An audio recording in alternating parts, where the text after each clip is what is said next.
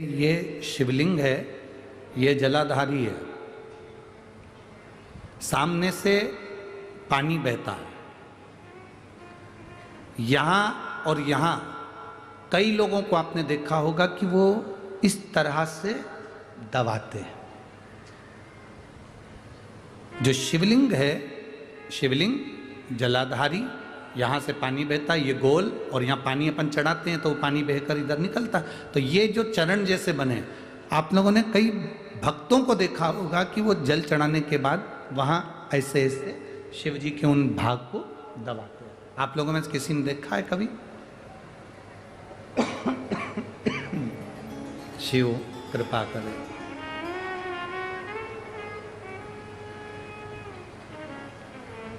कभी आप लोगों ने देखा होगा? किस किसने देखा? जरा हाथ उठाओ।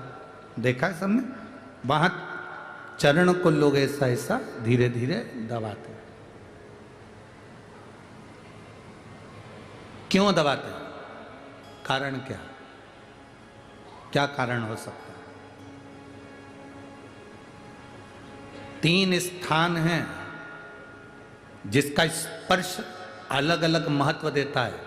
आज 40 गांव की इस कथा में ये चरित्र निकला है, तो जरा अच्छे से समझ लेना। 40 गांव की कथा, प्रभु श्री राम शिव महापुराण की कथा जो चल रही है, अवध में राम जी विराजमान होने वाले हैं, उसकी प्रतिष्ठा उत्सव के अवसर पर उसको अच्छे से समझ। 3 जगह स्पर्श करने का फल क्या है? एक, जहां से जलाधारी से पानी बहता है, जो गणेश और कार्तिकेय का स्थान है, उधर हम दबाते हैं, स्पर्श करते हैं, एक वो स्थान।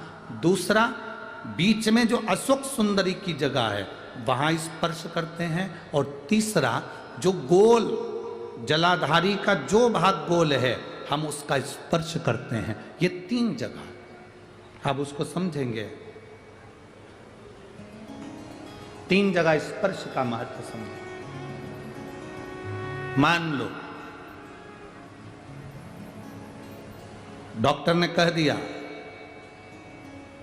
कि तुम्हारे गर्भ में जो बच्चा है उसके हृदय में छेद है, तुम्हारे गर्भ में जो बच्चा है इसकी धड़कन नहीं आई है, तुम्हारे गर्भ में जो बच्चा है वो मानसिक विकलांग लगता है, तुम्हारे गर्भ में जो बच्चा है, सोनोग्राफी करने के बाद में, अल्ट्रासाउंड करने के बाद में कोई डॉक्टर कहे कि तुम्हारा बच्चा ऐसा है, उस समय पर तुम्हें एक प्रतिक्रिया प्रारंभ करना चाहिए। शिव जी को जब जल चढ़ाने के लिए जाओ, जल चढ़ाने के बाद में जो ये चरण है जहां से पानी बहता है, वहां दोनों साइड बैठकर उस चरण को कम से कम 5 से 7 बार दबाना चाहिए। और दबाने के बाद उस हाथ का स्पर्श अपने उदर पर करना चाहिए और श्री शिवाय नमस्तुभ्यम या ओम नमः शिवाय या नमः शिवाय या महामृत्युंजय मंत्र का स्मरण कर लेना चाहिए।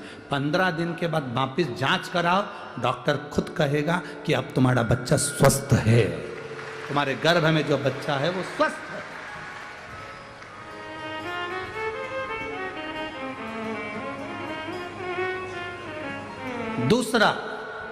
दूसरा स्पर्श,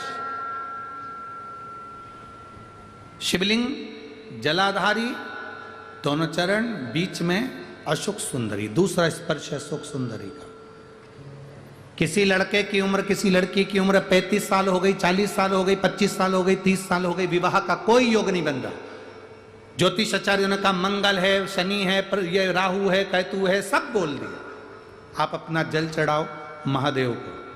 जो लड़का लड़की है वो जल चढ़ाए, बेलपत्री का स्पर्श अशोक सुंदरी वाली जगह पर कर कर शिव जी को चढ़ाए और 2 मिनट उस अशोक सुंदरी की जगह का स्पर्श कर कर अपने मन की बात श्री शिवाय नमस्तुभ्यम कहकर या पंचाक्षर या षडाक्षर मंत्र कहकर उस स्थान का स्पर्श कर कर बाबा से विनती करें।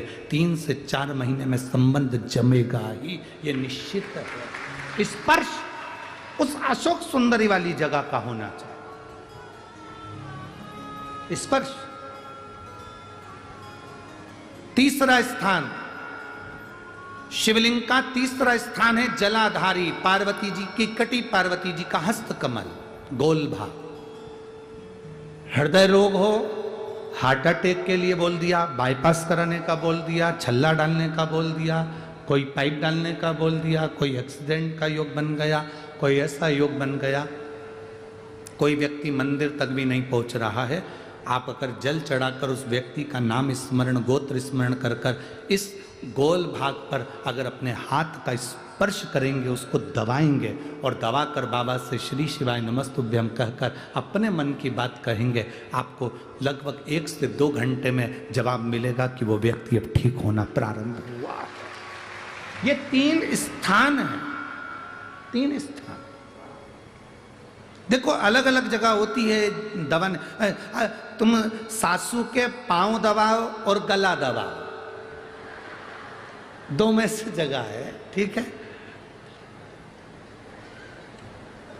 पांव दबाओगे तो क्या मिलेगा? बोलते जाओ, अलमारी की चाबी। गला दबाओगे तो क्या मिलेगा? अंतर है कि नहीं है? बोलो बोलो, जम के बाद बोलो। अंतर है ना? गला दबाने में, पांव दबाने में अंतर है। पहले जो चेहरे पे लगाने का ट्यूब म्यूब आता था ना, तो ऐसे बड़े ढक्कन का आता था, ऐसा ढक्कन खोलो, उनमें से ऐसी उंगली डाल के ना पोत लो, ठीक है, और फिर वो ढक्कन को वापिस ऐसे लगा दो और अपनी सिंगारदानी पर रख दो। आज के ज़माने में जितने भी ट्यूब आते हैं ना, वो इतने लंबे रहते हैं और उनको नीचे से ऐसे दबा दो, दबाते से ट्यूब बाहर, आते से मुंडा पे पुत लो, ठीक है।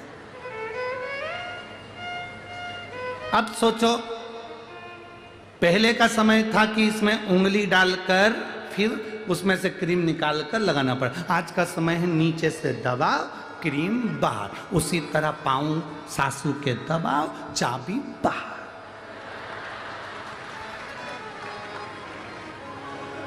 पांव दबाओगे और चाबी मिलेगी, अंगूठी, चेन, हाथ। तुम रोज सांस को सांस मत समझो, क्रीम समझो, ब्यूटी क्रीम।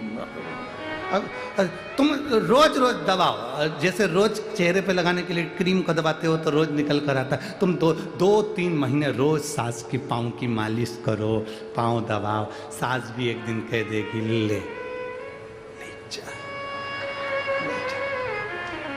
मम्मी तुम मेरा अकेली को दोगी और जीजी को, जेठानी को नहीं दोगी तो उसको पूरा वो दबा रही क्या मेरे पाँव? पाँव तो तूने दबाए ना, ले जा जा। एक प्लाट सोने की चैन, चाबी जो दबाता है उसको मिलता है। तुम प्रैक्टिकल करके देखो, आज से चालू। तुम यहां से जाने के बाद जब चालू हो जाओगी तो सास भी सोचेगी आज महाराज क्या बोला है। आज जिंदगी में वो कहते ना, सूरज कहां से निकल गया, इतना आज महाराज ने क्या बोला।